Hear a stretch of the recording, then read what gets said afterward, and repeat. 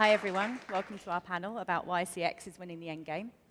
I'm Jem Passant, I'm Global Head of Customer Experience at Many Pets, and over the next 40 minutes or so, we're going to try and give you a bit of insight into why we all feel that CX is the most important thing for your business, and hopefully give you some ideas to take back to your organizations. I work for Many Pets, as I said. We're a pet insurer, obviously, with about 500,000 customers in 3 countries, recently valued at 2.2 billion as a unicorn, which was great news for us. Personally, I've been in CX for about 15 years, working at Aviva, and then LV, and now at Many Pets. I'm going to let my lovely panel colleagues introduce themselves. Let's start with you, Andy. Thank you. So I'm Andy Cockburn. I'm the CEO and co-founder of Mention Me. I set up Mention Me a decade ago, and our job is to help businesses grow through referrals and customer advocacy. So we are a marketing technology platform that plugs into your online experience to encourage customers to refer their friends, and then tracks those referrals and creates incredibly valuable data about what your customers are doing from an advocacy perspective. As a business, we work with more than 500 brands around the world, and we've delivered more than 6 million referrals to our clients. We also do a lot in insurance. We work with Many Pets, Staysure, Avanti, Holiday Sales, about 40 different insurers all in all. Thanks, Andy. Stacey. Hi there. So my name is Stacy Moore. I'm the lead educational psychologist, chartered psychologist of Inner Circles. And our organization works with companies to really look at both sides of the coin, look at customer experience, and by really looking at our employee engagement and getting that relationship right, supporting employee well-being, we can then better serve customers. We've done this as a psychologist for about 17 years, working with industries within education, health, and also corporate sector. So I've worked with Many Pets, and also working with many members of the Chartered Insurers Institute. Thanks, Stacey. Ben? Thank you, Jem. So I'm Ben Afia, and I help companies to stay human. And I do that by connecting culture to brand to experience. And my forthcoming book, Stay Human, is coming out very soon, where I'm going to be talking about how do you actually get that to work. My experience has been initially with Boots the Chemist in brand strategy, and I've since had my consultancy for the last 19 years working with companies like Aviva, Allianz, NFU. That's just the insurers, Vodafone, Google, Ronseal. I helped Ronseal work out what to say on the tin. I didn't come up with the famous line, sadly. Awesome, thanks, Ben. And Sam? I am Sam Magee. I am the head of product and CX at Capsule Insurance.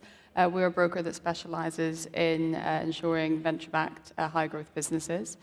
My whole career so far has been in insurance and Insurtech scale-ups. So I've had positions across marketing, operations, CRM, communications, CX, and now in sort of the product space as well. So I fully appreciate the kind of difficulties there are with focusing on CX whenever you're trying to scale a business. Awesome, thanks, Sam. So yeah, the panel name is Why is CX winning the end game? But I guess what does that really mean, right? So I certainly believe, and we collectively believe, that customer experience really is the thing to focus on when you're trying to grow your business sustainably and profitably. Really what we want is for customers to be so delighted that they come back and bring their friends. There's a lot of theory about this. So NPS is the kind of theory and measurement that most of us are probably using. But a lot of businesses have really struggled to prove that theory or put that theory into action. So what I wanted to do, Andy, is come to you first to say, so you've actually built a business around not only the belief that that works, but also you've been able to prove that and harness it with data. Can you tell us a little bit more about that? Yeah, absolutely. So I think the premise is totally right. Everyone kind of gets that customer experience should be the most important thing. Rationally, it makes sense, but there's often a disconnect between doing the right thing and then needing to hit quarterly numbers and the short-term financial impact. And so what we look to do is try and prove that value. And really, like, the value of a customer who's going through a fabulous customer experience is that they will come back more often, they'll stick around, and they'll tell their friends. And so you need to prove that that's happening. And when it works, it's phenomenally successful. There's some great stats recently looking at a slightly different space, the travel space, where if you look at Airbnb versus Expedia, they now are roughly the same size in terms of revenues, roughly similar growth rates. But actually, when you look at where they're getting their traffic from 70% of Airbnb's traffic comes direct, whereas 40% of Expedia's traffic comes direct. On the back of that, Expedia spend 50% of their revenues on sales and marketing, Airbnb spend 20%. And on the back of that, Airbnb has a 33 times profit multiple, whereas Expedia has an 11 times profit multiple. That is because they are getting the customer experience right, and it is driving huge difference in the valuation of the business. You mentioned NPS. The person who came up with NPS is a guy called Fred Reichheld 20 years ago. We've been doing some work with him. But he's recently put out a book called Winning on Purpose. It's a great read. I definitely recommend it. And he there says, we just need to fixate on customer love. And if you fixate on customer love and doing the right thing by the customer, and really that means treating customers as you would like to be treated, then ultimately your company becomes a much better place to work, employees are happier, and ultimately that results in a much happier team, and you generate better results. And he's tracked that over the last decade and seen that high NPS businesses end up with a 3 times higher increase in value on the stock market over 10 years. So it exists. The problem is that's still too high level compared to the day-to-day decisions that go into CX. Yeah. And so one of the metrics, that you need metrics. You need to be able to measure what's actually going on. Fred Reichheld is recommending a metric called earned growth, which is a great metric which effectively measures how fast you are growing without spending a penny on sales and marketing. Now, if you want to know how good you are as a business, and how that CX is really coming through, that is a fabulous number. I won't explain how it's calculated, but there's a great Harvard Business Review article called NPS 3.0, and if you're interested, I'd definitely recommend looking it up. That kind of tells you where you are as a business. Then what we found, because we were able to track the referrals and advocacy that are happening on behalf of a brand, we can basically see the networks that exist under every business and who's referring who. You can start to understand your customers in a different way. And so most businesses think their most valuable customers are the highest LTV customers. The problem with that is it's only looking what a customer is spending with you. It's totally ignoring the value they are delivering to you by going outside and into their networks. So we talk about something called extended lifetime value that looks at the value a customer is spending with you plus the value of their advocacy and referral. And really interestingly, there is no correlation at all between your highest LTV customers and your highest ELTV customers. So unless you have that data, you don't know who your best customers are. And in the world of insurance, that's particularly relevant because you do not have that many touch points where customers are engaging with you. And so if you are able to see that a customer is out there referring you and being an advocate for you, even though they're not interacting with you in any other way, they're not opening your emails, they're not engaging with you at any other point outside of renewal, suddenly you have a really different view as to the value of your customers. And so in my mind, you have to get the data to understand what CX is delivering, because it is incredibly powerful. It is the be-all and end-all of creating the most valuable business, but you need the data to understand it. Yeah, absolutely. Thank you. That's so interesting. And I think it's one of those things as well, right, where we historically maybe haven't had as much data or as many numbers in this space, and I know you're going to talk about that a bit later as well, but actually being able to have some of these metrics is really helpful because it means we can codify a lot more what's going on in the CX space. Definitely a little challenging to bring these new metrics to kind of leadership teams or boards or whatever, but some of the resources that you've mentioned obviously really help with that. Does anyone else have anything to add to what Andy's been saying? I think one thing I would quite like to highlight is we're talking about kind of advocacy, and I think we're all probably know about referral programs and trying to sort of drive, referrals into the business. But there's a step before that I think gets missed, and that's actually driving the loyalty. And I think that's quite difficult in insurance because it's a different product to something you buy off the shelf. You buy it and it's a promise that we're going to sort things out, if things go wrong. And that's it's not a disposable product. And when you couple that with the fact that there's quite a lot of distrust in insurance as well, it's quite difficult to build that loyalty. It's quite hard. Customers might not even claim as well. So it becomes even more important that we need to do that. And we sometimes forget about that. Certainly in my experience, we kind of forget about that. We worry about getting more customers in the pot. We spend so much more money. I think it's up to 5 times you can spend trying to get a new customer in than looking after a new one. So that will affect your bottom line at the end of the day. And also, if you've got more in the top and stuff's leaking out the bottom, you've got less people to sort of drive more people in the top on the referral as well. So I think it's really, really important, and it's sometimes we jump to the let's try and drive the advocacy through tactics, referral programs before we actually look at, okay, well, what's the customer experience that's going to generate that? Yeah. And that's such a powerful statistic, right? That it costs us on average 5 times more to get a new customer than it does to keep one that we've already got. And yet, especially in Insurtech, especially in startup, and especially in scale-up, we can be so obsessed with growth, and we often think that growth looks like more people in, but actually, of course, it also looks like keeping the ones that you've got. Yeah. Stacey, I'm going to come to you next, because what you do is quite different from that, one might think. So with all this kind of technology that helps us to understand data and insights, what is the role of psychological insights in those relationships we need to build with customers? Yeah, I think that's entirely the gap. And I think actually looking at some of the figures that you've been talking about there, Andy, if we really looked at those and investigated why those customers were advocates of a particular brand, given there were such small touch points with a company, we can see that it really is about how you make your customers feel. We need to be thinking about how we're really impacting in some really quite difficult times in people's lives when they're contacting an insurer. I mean, it's not going to be the best day of their life that they're calling, they have to make a claim. Something has gone wrong.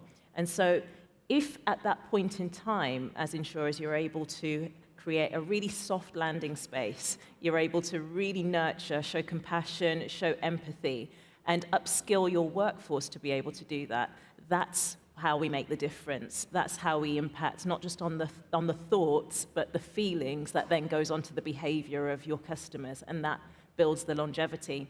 So with all of the tech, and you kind of mentioned that tech, obviously we will be using more tech to become more efficient and to obviously drive numbers, and I think that's incredible. I think that's great. It's a great use of tech. Once we've done that, if we've built lots of ways and processes of using tech to bring customers in, and there's lots of things like self-service that I'm sure we encourage customers to do now to make their journey smoother and more efficient with us as companies, that means that fewer of the times that customers are contacting your companies, they're going to be speaking with somebody, they're going to be speaking with an advisor. And so it means that those interactions are just more important. It also means that the conversations that they will be having are likely to be more sensitive, likely to be more complex, and so we have to really invest in the workforce to ensure that they're ready to receive those customers, not just with the technical knowledge and not just with the pragmatic and practical processes, but having those soft skills to be able to really show up and invest in that relationship with your customers to then drive them out there. When they think back at that moment when it might have been a very difficult life change for them, they think about it being difficult, but they also think about the nurture and support that you provided as a company. Nobody's expecting you to be a therapist to your customers contacting you, but I think there's a real duty of care at some really tough times for insurers to be showing that they're able to connect. An example of that is working with the Chartered Insurers Institute. The reason why they asked me to work with them is to provide some support and training around bereavement and empathy, because even though members of staff weren't necessarily in the bereavement team, they may well have people contacting them who were executors of wills or who had just been bereaved themselves. So we have to take the time to think about how customers show up, what state they might be in, to be able to then serve them as best as we possibly can. So AI and tech is fantastic. Let's use that to reduce the amount of workload that we have to have employees doing, so that when they're focused, they can provide really, really, really strong, sensitive customer service that takes on board where people are at in a really sensitive way. That's so interesting, yeah. Thank you. We're seeing something actually quite similar to that at many pets, I would say. So I think what we've started to see over time is that as you introduce more self-serve, of course, the idea is that you have fewer contacts that need to be made to humans, to individuals that work for us. But actually what you see is that those contacts are more emotive, they need a lot more support. And actually, that means that our people need a lot more support and need to feel psychologically safe to handle some of those conversations. And one of our biggest challenges has definitely been that everybody's pretty much working from home. So you don't always have that kind of group feeling of support. And so making sure that your employees are ready for those conversations when they come is, we've found for sure, to be hugely important. Ben, what do you think? So as you're talking, Stacey, I'm thinking about culture. So you're talking about how well equipped, how you're equipping your employees to support customers in their time of need. And for me, that comes from culture. But often what we find ourselves doing is diagnosing the specific problem and then prescribing a solution to that problem, not necessarily looking at the systemic problem. So how do we support people? It's through the culture. And so it goes much deeper into leadership, into management practice, into processes. I'll perhaps come on to this a little bit more in a little bit, but I'm thinking, what culture is empowering the right sort of behavior? Yeah, and we're starting to get some questions in about culture as well. So, but he will have answered all of those before we get to Q&A. Fine. So we've talked a bit about kind of like how you perhaps look at data to understand different customer behavior. We've talked about the psychological kind of importance of supporting your employees to support your customers. Sam, you've had, as you mentioned in your intro, a number of different roles in whether that's operations or marketing director, and now you're in product and CX. I've definitely experienced in my career a ton of pitfalls when trying to implement this kind of stuff, and definitely, because I've been doing it for such a long time and not that many people were doing it 15 years ago when I started, have learned along the way. What are some of the pitfalls that perhaps we might fall into when we're thinking about how we handle this type of topic, and maybe how can we avoid them? So I think one of the things that I've certainly experienced, and this is particularly with kind of in growing, scaling Insurtech, is, the first thing whenever you're trying to market the business is, right, we need proof. We want proof that, we deliver a good service, and yes, you might be delivering a good service, and we go to the reviews and to the feedback. And we kind of get obsessed with having these kind of 5-star or high NPS. And the obsession is with keeping that high or presenting that that's high. And actually what sometimes we forget to do is really dig into the feedback and find what's wrong and actually really listen to what customers are saying. Of course, we all want a wonderful stat, but it's not going to, you're doing a business a disservice if you're not listening to the stuff that's actually going to, make it a better organization. And that's going to bleed into culture and stuff over time as well. I think one of the other things is that, again, we get very, I know we've touched on this before, but we get very lost in the numbers, and don't forget them, obviously, but we're surrounded by them, and insurance is a very kind of analytical, sort of like risk calculations, growth targets, all this kind of stuff, and we get so blindsided by it that we kind of forget about the customer a little bit. I've had countless times talking about kind of sales prospect outreach, and you look at the stat and it says more emails and more phone calls makes more sales. And yeah. If you look at it a broad stroke, it does. And I've had conversations where we sit and say, well, we just send more out, and we just keep on hitting them more and more, and we focus on what we're sending out, and we think we're solving the problem. And what I often try to do is say, can we just hang on a minute? Can we just forget everything that we know about the business? Because customers don't know that. They don't care about, your how many calls you're making in a day, or kind of our growth targets. They care about how someone spoke to them on the phone and whether the information felt relevant and whether they felt heard. And I think what you have to do is you have to kind of almost wipe everything you know about the business. Put yourself on the other side of the table and really sort of look at it and map it out from the customer's point of view. And I'm talking about this in kind of a communications context, but I think that goes for everything that we do in business. Is this actually addressing customers' needs and pains? Is it are they going to understand it? And if you don't do that, it will erode over time. And I think what happens whenever there's lots of pressure and there's a board and there's investors saying that you need to hit this target and you need to hit this, you start compromising on the customer experience and you start letting little bits of it go. And then that bleeds into the culture, and then everyone starts doing that. And before you know it, competitors come and done something better than you. And we go back to sort of loyalty and retention and stuff. You've lost customers because you're focused on getting more in, and it can start to fall apart. So it really is a long-term play. looking at customer experience. Yeah, and you mentioned culture, right? It seems to, Yeah. we do keep coming back to culture.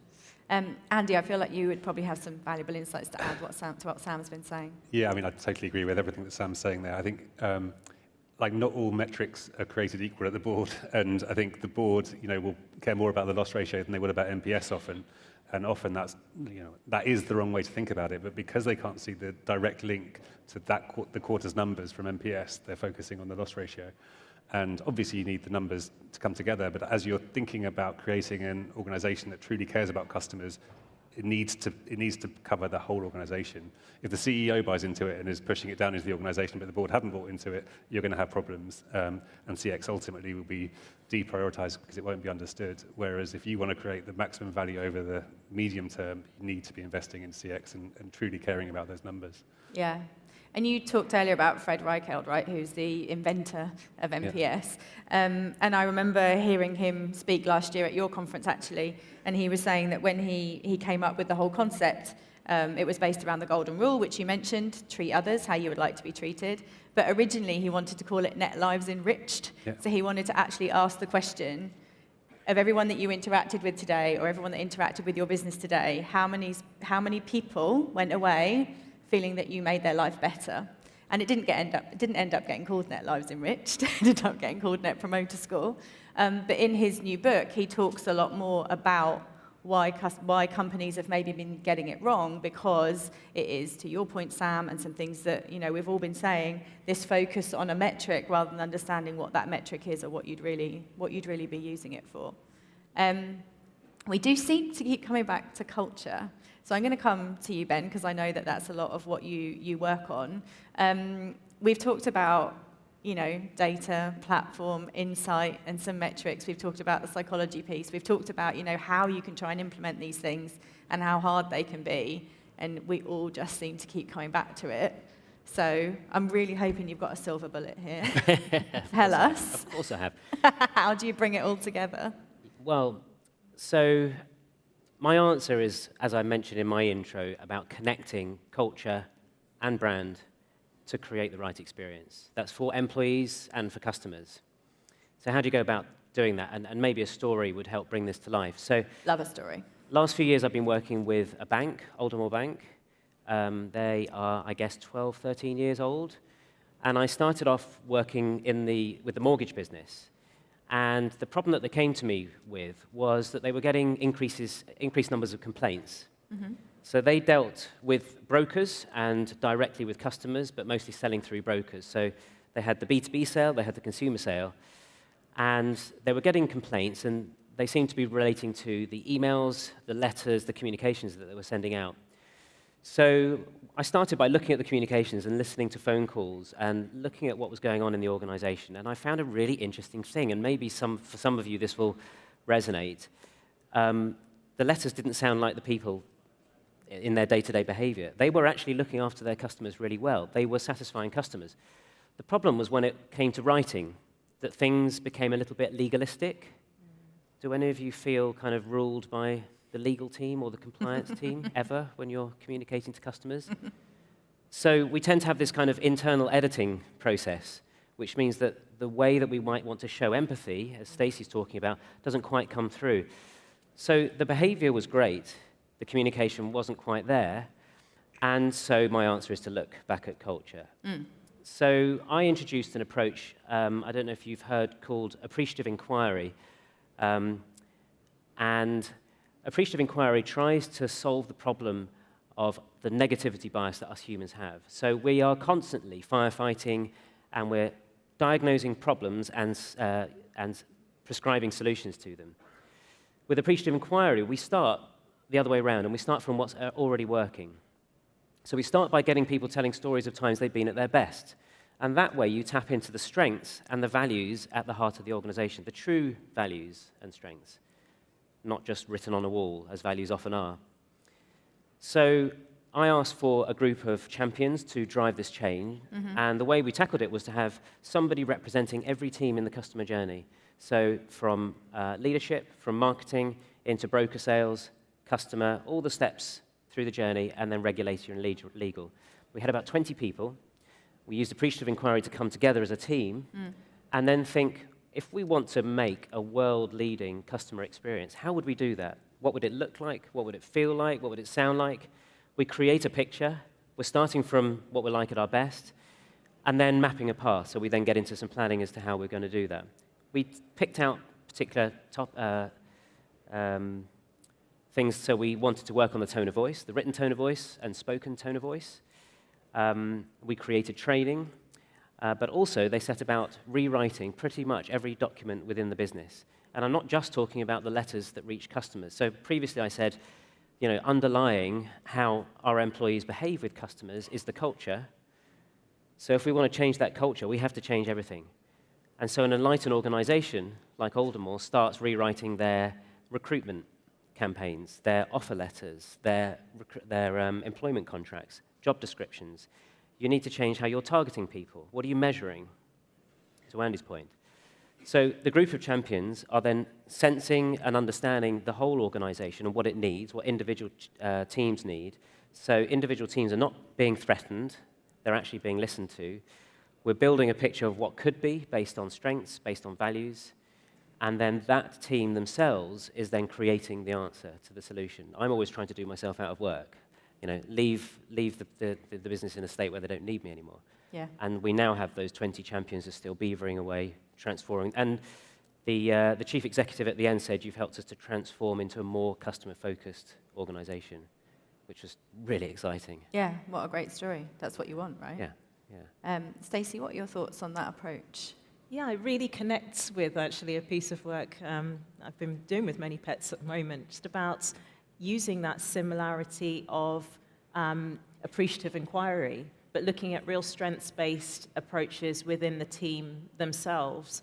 And there's such expertise and richness within our teams. I think sometimes we can forget if we get an external professional to come in and deliver some training, but allowing time for us, when we're going for some sort of culture change or to try and improve tone of voice or to change tone of voice and get some consistency, allowing employees to come together and really speak their truths and speak about their strengths in how they do this and how they show up in quite nuanced ways for customers. But with an organization that absolutely values the individual personalities that are there and the face of the brand to customers, giving them the time to be able to share that good practice amongst themselves, and not necessarily prioritizing something that's completely different. We're building the brand from within, and we're allowing the people who are already within the company to form that, to be part of that, to construct that, and therefore they would then be able to show up better for customers. I think there's also something to be said about people acknowledging the bandwidth that they need. I'm sure we've all read, most of us have read Stephen Covey's 7 Habits of Highly Effective People, and one of those things is around emotional piggy banks, so kind of paying into our emotional piggy banks, making sure we're emotionally well. And so how you construct your training is one of those things where we kind of consider how employees have their emotional bandwidth taken care of, how they can then take care of themselves to be able to show up better for customers when they're doing their day-to-day roles. So nurturing what's already there inside, allowing that to kind of form the culture, and then also think about them, employees as humans that are going through this same post-pandemic tough time as everybody else, allowing themselves to have that time to think about how they show up within their work. Awesome, thanks, Stacey. We've got some questions coming in, and I'm going to move us to start answering some of them, so that I really want to give you a chance to kind of ask some questions and for us to actually answer them. So please feel free to send in more. I'm going to start with this one. As CX individuals, I think that's us, do you have tips and tricks on how to express the importance of CX to managers and directors focused on immediate sales and new business? Now, we've touched on this a little bit, but I'm going to come to you first, Andy, because I feel like that's a lot of what you might have to overcome when you're even explaining why people might want to use a platform like Mention Me. Yeah, so it links to what I said earlier. You need to be able to talk to the value that's coming in from CX quite quickly. And for us, the value of CX is loyalty and advocacy, like getting customers to stick around and introduce their friends. And one of the nice things is once you start to get that data from referrals, ultimately people are referring because you've done a good job, and there's decent psychology behind referral, but you'll only refer if you think your friend will judge you positively for that referral. So you don't risk a referral for a £5 reward. You do it because you think the brand is worthy of referring. And that ultimately gives you data. So very quickly, you can get to a number which we call extended customer revenue, which is not only how much revenue is that customer bringing in from spending money, but how much are they bringing in from advocacy as well. And that starts to give you very real numbers that you can talk to leadership about, to the board about, to say, look, this is working. These behaviors are driving short-term numbers. Now, ultimately, that extended customer revenue becomes extended lifetime value, and that's where the real value is over time. But there are short-term, near-term metrics that really help along the way. Yeah, absolutely. Does anyone want to add at all to that answer? I mean, it was a good answer. I don't know that we need to add to it. Yeah.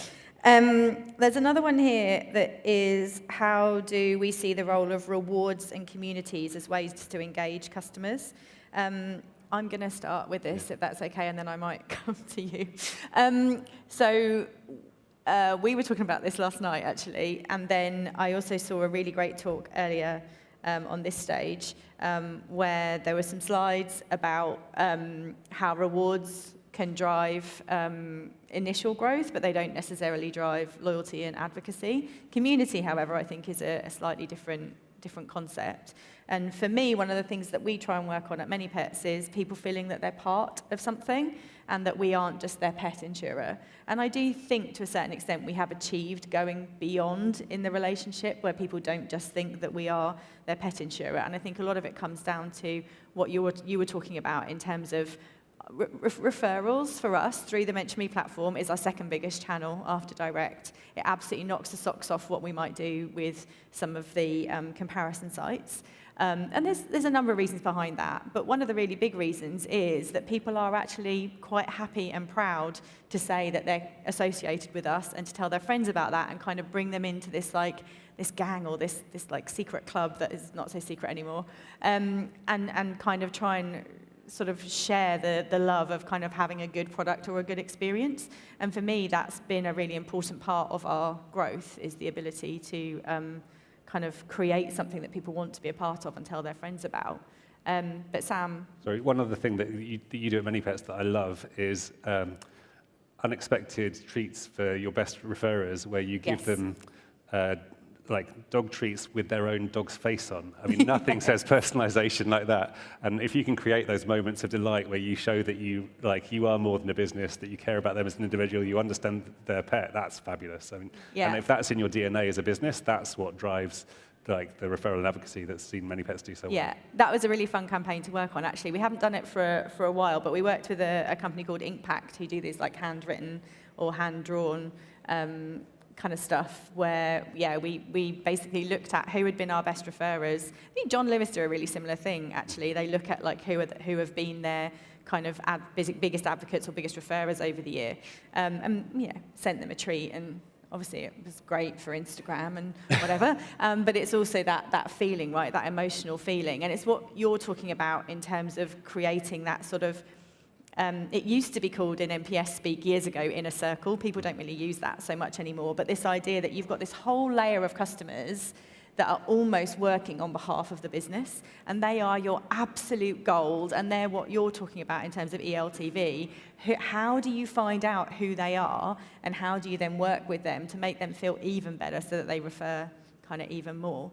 Do you want to say a little bit about rewards and communities? And I feel like I'm going to be negative again. I'm on the negative bias, Ben. But it's not that reward isn't important, but I think we see it not just in insurance, but in so many businesses, these marketplace of promotions and offers, and we feel like that's adding value because we're giving them we can go get a discount on this, but that has to go deeper than that, and it has to really go down into understanding your customers. There was a Mintel report a couple of years ago, and it was around insurance, and they asked customers what they thought about all these kind of add-ons and extra things, and actually customers say, I just want insurance companies to focus on getting what they're doing already right for me.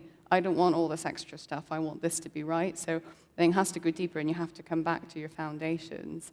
And another thing I think it's that I'd quite like to highlight is I think a good way of looking at it, and again, this is kind of the numbers versus humans, is when I was at Kingsbridge, I think we grew our referral channel by about 20 to 30%, and our returning customer channel by about 20% within sort of 1 year.